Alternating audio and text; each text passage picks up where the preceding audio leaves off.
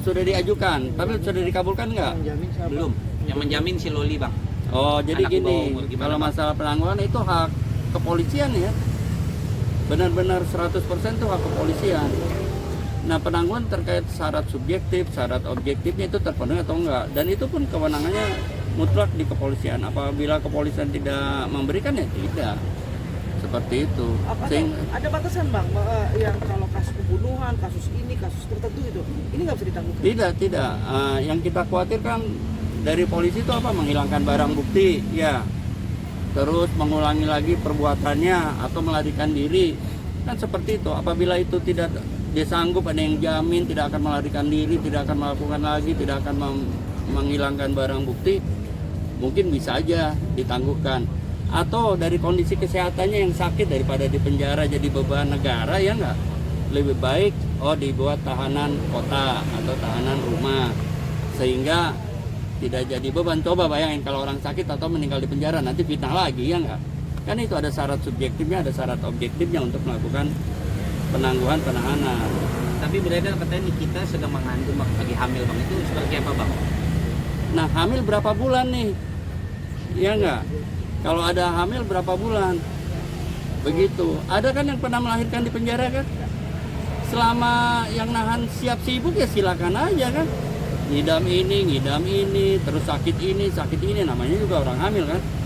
Tapi kalau tidak ingin sibuk diserahkan, boleh aja. Atau enggak dirawat kan ada rumah sakitnya tuh, Polri tuh. Ya enggak, untuk menangani orang hamil ya gampang aja. Tapi mau susah nggak nih yang nahan? Nah, masalahnya di situ tuh. Kalau nggak mau susah ya beri penangguhan. Yang penting satu ada yang jamin, tidak mengulangi perbuatannya, tidak menghilangkan barang bukti, seperti itu. Kalau secara ininya kan kita lagi hamil nih ya, katanya. Nah, kalau lagi hamil ya tinggal pertimbangannya itu, ya kan. Sebenarnya kalau bayi kan nggak tahu tuh, apa cabang bayi kan nggak tahu tuh, masih di dalam. Nah, ini pertimbangannya tinggal pertimbangan kemanusiaan atau seperti apa. Tapi menurut Abang sendiri tentang hukum yang ada di Indonesia ini seperti apa, Bang? Apa harus ada yang dibenahi atau gimana? Kenapa? Harus ada yang dibenahi untuk permasalahan penangguhan penahanan ini, Bang. Harus ada yang direvisi gitu. Kalau menurut saya ya, kan kita pakai azas praduga tidak bersalah. Jadi kalau kita sudah tahan, itu artinya kita sudah tidak menggunakan azas praduga tidak bersalah. Yang memutuskan seseorang itu bersalah atau tidak kan di pengadilan.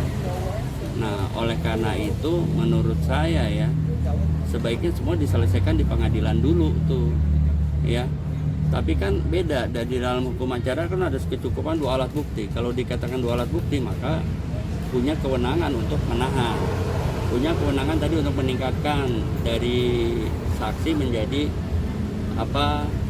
tersangka, bisa itu, dan punya kewenangan untuk menahan kalau sudah cukup 2 alat bukti. Tapi kan 2 alat bukti ini nanti akan dilihat di pengadilan nih, betul apa enggak nih 2 alat bukti ini saling berkaitan nggak satu dengan yang lain nih, dengan keterangan saksi, ahli dan sebagainya.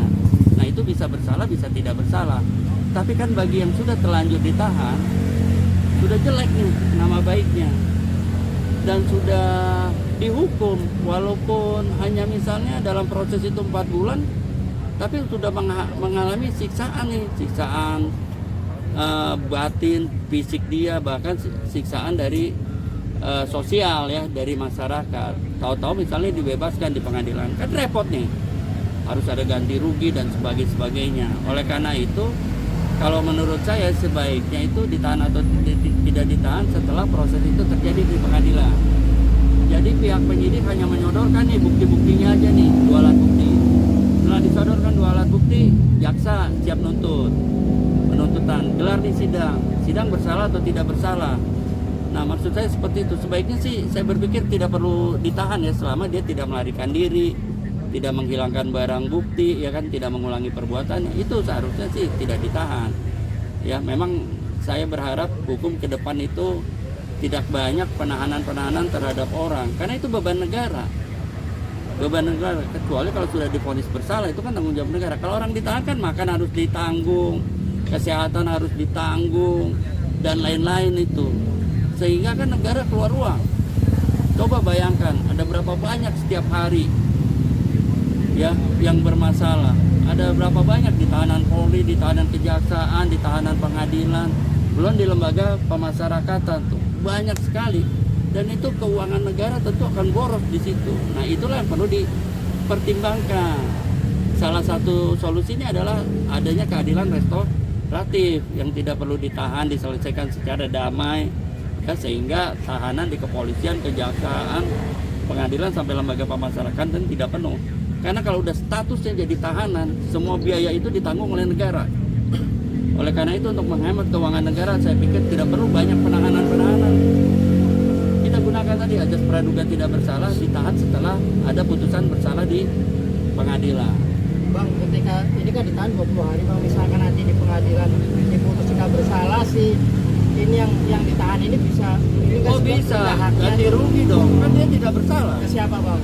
Ya, ke negara dituntut tuh secara perdata tuh, apa di kepolisian, apa di kejaksaan, apa di pengadilan, ya dituntut tuh secara perdata.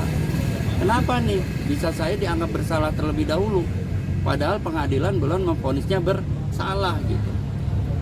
Itu, jadi ya sudahlah, kalau menurut saya kalau kita menggunakan ajas praduga tidak bersalah, orang dianggap tidak bersalah terlebih dahulu sampai betul-betul terbukti, sampai betul-betul ada vonis pengadilan, itu baru ditahan. Jadi selesai sidang langsung ditahan tuh kalau vonis bersalah. Walaupun ada upaya hukum banding dan sebagainya, itu ditahan dulu kalau sudah vonis pengadilan. Tapi kalau dalam proses penyidikan ya itu sebaiknya jangan. Kalau masalah tadi khawatir, nah tadi kan subjektif objektif. Ini khawatir kan yang melarikan diri. Kan jangan ngerepotin tuh. Kalau misalnya tahu-tahu udah cukup 2 alat bukti tapi takut melarikan diri, pada saat diajukan ke pengadilan dia melarikan diri, kan cukup merepotkan. Nah itu hanya teknis. Apa dipegang uang jaminannya, ya kan? Atau ada keluarga yang menjamin seperti itu sehingga dia dijamin tidak melarikan diri, dan apabila dipanggil sewaktu-waktu oleh pengadilan dia harus hadir gitu. Seperti itu sih. Itu hanya masalah teknis ya. Tapi pada prinsipnya saya kurang setuju adanya penahanan di tahap penyidikan penuntutan gitu. Sebaiknya penahanan itu dilakukan setelah ada putusan pengadilan. Ada pesan Bang sebagai praktisi hukum Bang untuk para penegak hukum yang ada di negeri Konoha? Ya saya berharap ya bekerja profesional dan sesuai dengan sumpah jabatannya masing-masing. Ingat loh, kita jadi pejabat itu kan disumpah. Ya, kita harus profesional menjaga citra nih aparat penegak hukum. Kan hari ini kita lihat di TikTok tuh, aparat penegak hukum jadi bulan-bulanan, ya enggak? Seperti itu. Jadi jangan sampai karena misalnya uang kecil jadi merusak satu korps. Ya enggak? Wah, itu bahaya bener tuh. Kalau gara-gara uang receh, uang apa merusak satu korps. Nah, oleh karena itu kita saling introspeksi diri nih, termasuk masyarakat juga nih. Kalau sebentar bermasalah juga jangan siapin sogok atau suap jadi satu kebiasaan atau jadi kebudayaan. Ya, di luar negeri tuh aparat penegak hukum kalau disuap merasa malu, harga dirinya merasa direndahkan gitu. Jangan sampai kita pada saat disuap tidak memiliki harga diri, malah bersyukur. Itu kecelakaan berpikir tuh. Oleh karena itu kita setiap pejabat tuh kalau disuap harusnya merasa direndahkan harga diri. Saya punya gaji, ya kan, saya punya pendapatan, tapi Anda merendahkan saya dengan uang suap Anda gitu. Nah, oleh karena itu jangan sampai terjadi kecelakaan berpikir gitu, disuap malah senang. Itu artinya aparat penegak hukum yang tidak punya harga diri tuh.